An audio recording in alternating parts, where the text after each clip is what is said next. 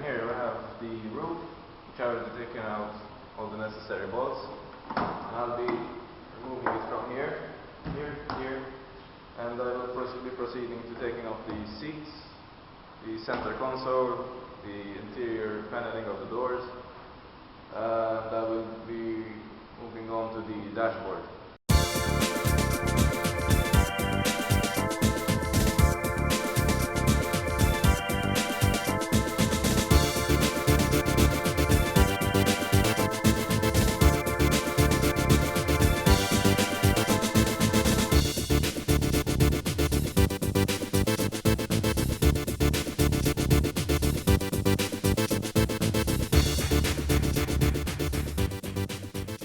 And here we have the car without the roof. So I'll be taking out now the panel that holds it, which is this unit here. I'm taking off also the necessary extras such as the seat belts and the interior to see what's going on underneath there.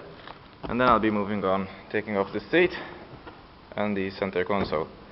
I'll keep the driver's seat for now, in order to take out the steering equipment, the gauges, so I can work more easily to see what's going on. And now let's be proceeding with this one.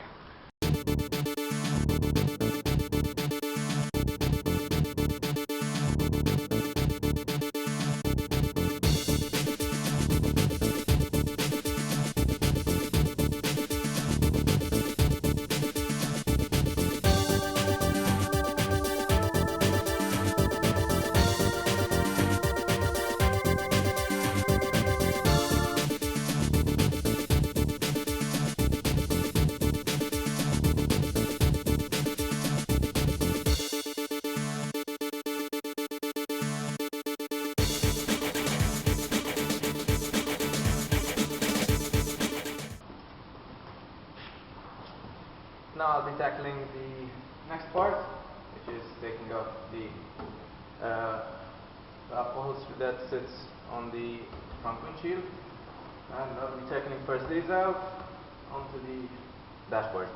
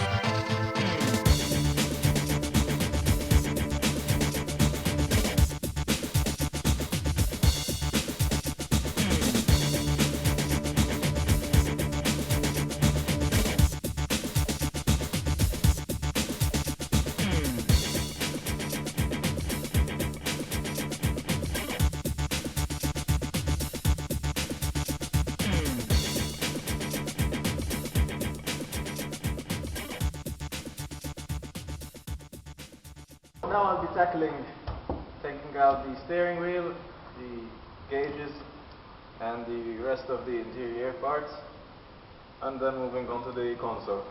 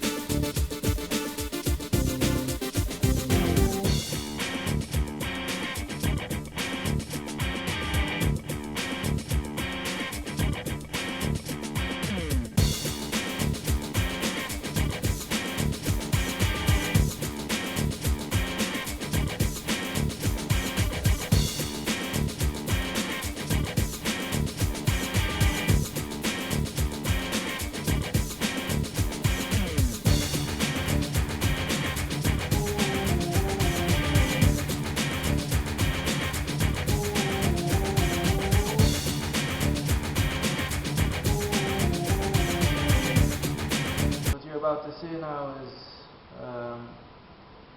someone previously tampered with the undercarriage, the chassis, and mangled with the seat mounts, so they're pretty badly damaged. Let's see. Some light on it. So someone literally cracked the seat mounts. So you can see they're pushed in. This is the worst one of them all. We have to re-weld some parts of it. Instead of fixing it, they just drilled straight through the chassis. Also, this is the alarm module, I guess, I'm not sure. But as you can see, this is the kind of wiring they used. We have a problem here with overheating from the exhaust pipes. As we can see here, someone wanted visitors such as rust.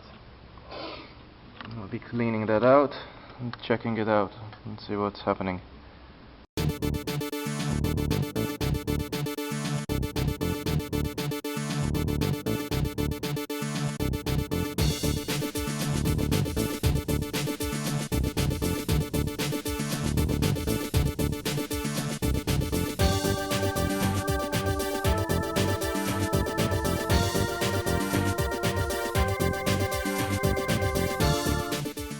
I've continued taking apart the dashboard, and I found out some disturbing new problems.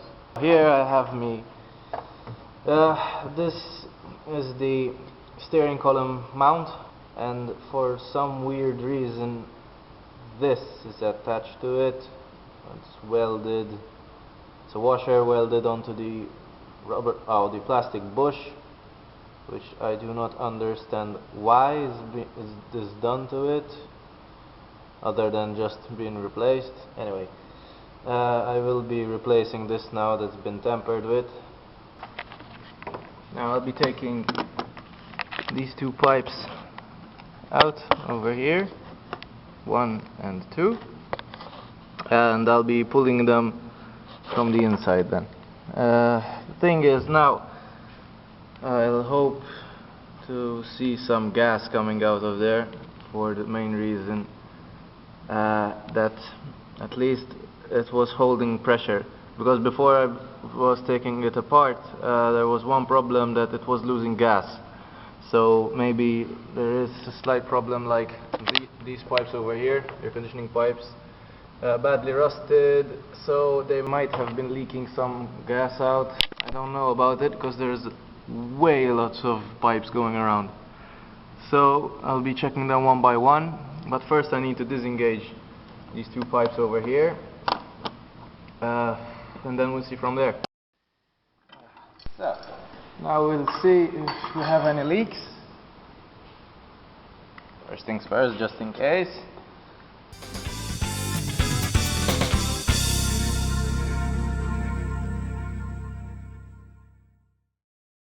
As you can see, just like that. So there was no pressure at all.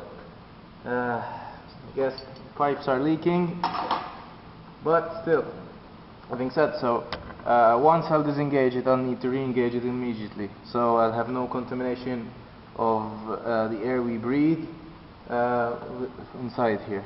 Okay, so I'll be taking that apart and reassembling it quickly.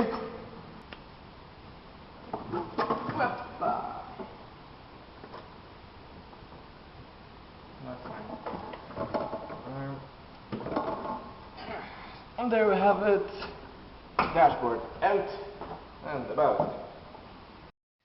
Now let's have a look at the wiring. Most likely everything will be rewired, because after taking this apart it will be so confusing trying to understand what was what and what has been done. So it would be much easier to just take it apart and take note of what was where, what resistance was engaged to what, and I'll just modify it accordingly. Moving on, here we have the air conditioning unit. Box consists of the air conditioning assembly on the lower part, and here we have the heating element, which is the smaller radiator which fits in the dashboard. It was disengaged previously, probably due to failure. But this system, as you can see, has been tinkered with. Let me show you. Damaged parts, but somebody used some kind of sealant to fit it. Also down here, it was repaired previously. I think I'll be needing to buy me another air conditioning box from another donor car, at least to have the housing intact. As you can see, I took the interior door paneling out. I will also be taking it out apart, taking all the accessories from inside, such as the window itself, the motor, and then I'll be taking out the whole door, so to see if there is anything wrong with the hinges. Basically now I'm reaching the final stages of dismantling. I'll be also taking apart the fuel tank, the rear door, and the rest of the wiring, and getting the car to its bare essentials. And that would be the end of the boring part. Some may say the easiest part is to take it apart, whereas it's the other way around. Because the hardest part is taking it out and knowing what's the damage and listing all the costs one by one. So when assembling, you have everything ready there already. So I will be proceeding by taking this one out and removing the whole door, and then I'll be proceeding with the driver's door, and then I'll be moving on to the rear part, taking the tank out. So let's begin with this one.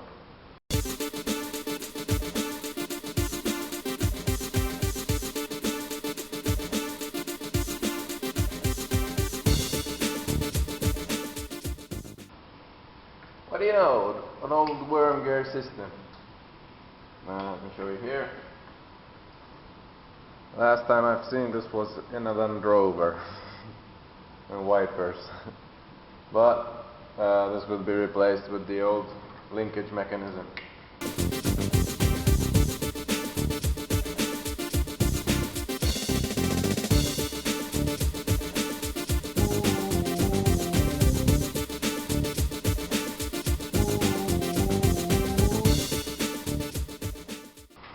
This is the result. As we can see, here we have some early signs of corrosion, which I will be taking care of, and also the bolts used were a bit mangled to begin with, so it shows this car has already been disassembled once. Apart from that, still in pretty neat conditions. I will be cleaning everything up. I'll be taking most of the parts out, and now I'll be moving on next to the other door, which is the same job as the one already done.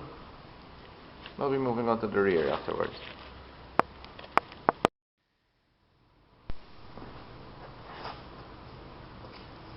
Now here we have the final piece of the puzzle. With this gone, the car will be in total pieces. I would have taken this out and the fuel tank. Now the only thing left is the rear, and we would have a shell.